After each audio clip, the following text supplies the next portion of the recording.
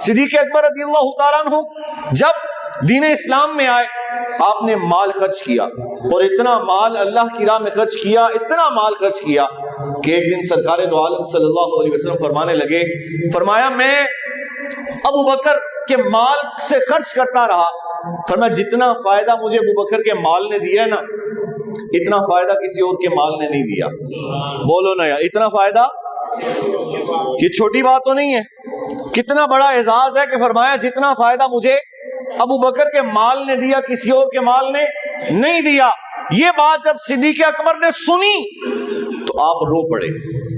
سیدنا ابو ہریرہ رضی اللہ عنہ فرماتے ہیں صدیق اکبر رو پڑے اور رو کر فرمانے لگے، یا رسول اللہ صلی اللہ علیہ وسلم یوں نہ فرمایا کیجئے کہ مجھے ابو بکر کے مال نے فائدہ دیا، یا رسول اللہ ابو بکر بھی آپ کا ہے اور اس کا مال بھی آپ کا ہے۔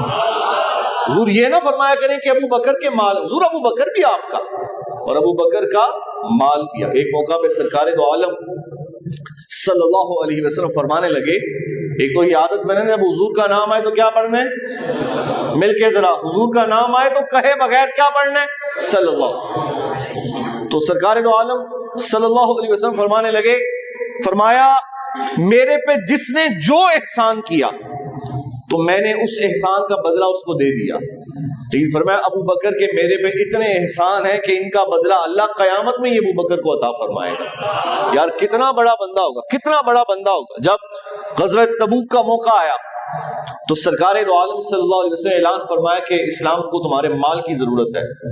تو یہ بات ذہن میں رکھیں، کبھی کبھی دین کو مال کی ضرورت پڑ جاتی ہے، جی ضرورت پھر دینا بھی پڑ جاتا ہے، اگرچہ ہمارے لیے بڑا اوکھا سا کام ہے، بڑا اوکھا سا کام ہے۔ اب یہاں صدیق اکبر کی مثال سنیے، حضور نے فرمایا دین کو تمہارے مال کی ضرورت ہے۔ صحابہ کرام علیہم الرضوان فرماتے ہیں حضرت عمر فاروق رضی اللہ تعالیٰ عنہ ان دنوں میں آپ بڑے راضی تھے کہ اللہ نے نا کافی مال عطا فرمایا ہوا تھا۔ تو عمر فاروق آج بڑے خوش ہوئے کہ لو آج میں ابو بکر سے نیکیوں میں آگے نکل جاؤں گا۔ کس چیز میں؟ سارے بولیں ذرا بات سمجھانی آپ۔ ابو بکر سے آج میں، اور ہم نے تو دنیا میں پیسے کے لحاظ سے ایک دوسرے سے آگے نکلنا ہے۔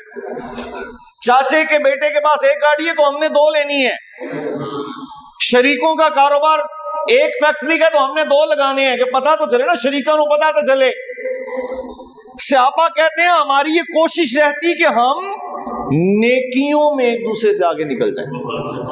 سیدنا عمر فاروق فرماتے ہیں مال زیادہ تھا تو مجھے آج یقین تھا کہ آج میں ابو بکر سے نیکیوں میں آگے نکل جاؤں گا۔ تو کہتے ہیں جب حضور نے فرمایا تو میں اپنے گھر کا نصف مال 100 روپیہ نہیں، 200 300 نہیں، نصف مال اپنے گھر کا میں سرکار دو عالم صلی اللہ علیہ وسلم کی بارگاہ میں پیش کر دیا۔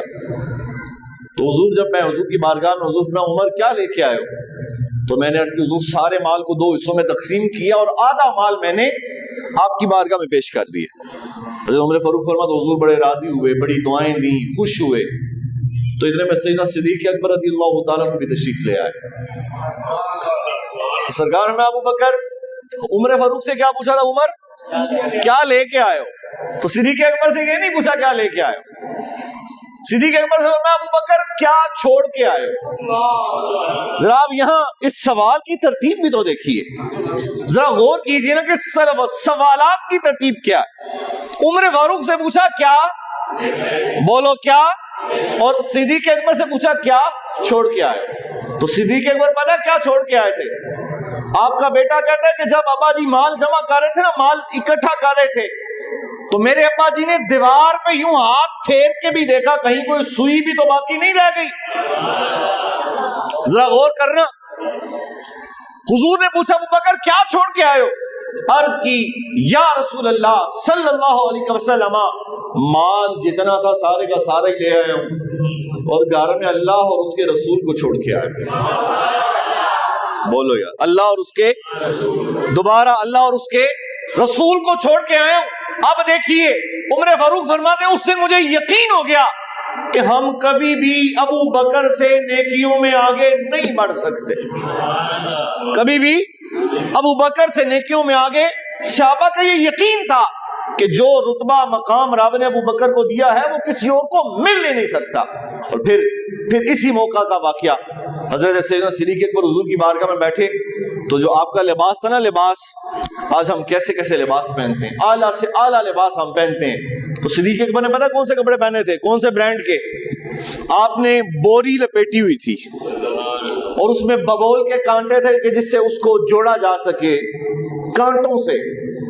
تو جبرائیل امین علیہ السلام حضور کی بارگاہ میں حاضر ہوئے اور عرض کی، یا رسول اللہ صلی اللہ علیہ وسلم، مجھے رب نے بھیجا ہے، اور رب فرماتا ہے کہ یہ ابو بکر صدیق کے لباس کو کیا ہوا۔